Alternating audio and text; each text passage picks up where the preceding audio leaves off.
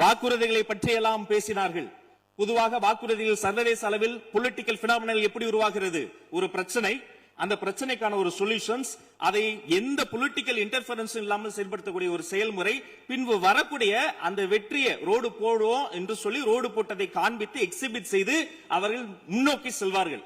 ஆனா இங்க பொறுத்த வரைக்கும் நாம தமிழ்நாட்டில் இதுவரைக்கும் ஆண்டவர்கள் பிரச்சனையை ஐடென்டிஃபை பண்ணி சொல்லவே மாட்டாங்க. ஏன் தெரியுமா? அந்த பிரச்சனையே அவங்கதான், அவங்களே அவங்களை ஐடென்டிஃபை பண்ணி எப்படி சொல்ல முடியும்? சரி, அதுக்கு பாசிபிள் சொல்யூஷன் சொல்லி பொலிட்டிக்கல் இன்டர்ஃபரன்ஸ் இல்லாம அதை செயல்படுத்த முடியுமா?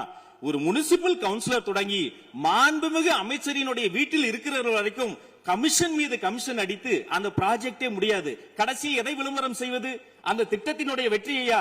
எதை விளம்பரம் செய்வது என்றே தெரியாமல் தங்கள் தலைவரை, அதுவும் ஒரு குடும்பத்தை மட்டுமே வெறித்தனமாக விளம்பரம் செய்து செய்தி விளம்பரத்துறையின் கஜானாவை துடைத்து வைத்து சென்றிருக்கிறார்கள் என்பதையும் இந்த மாவட்டத்துக்கு தெரியப்படுத்த நான் கடமைப்பட்டிருக்கிறேன்.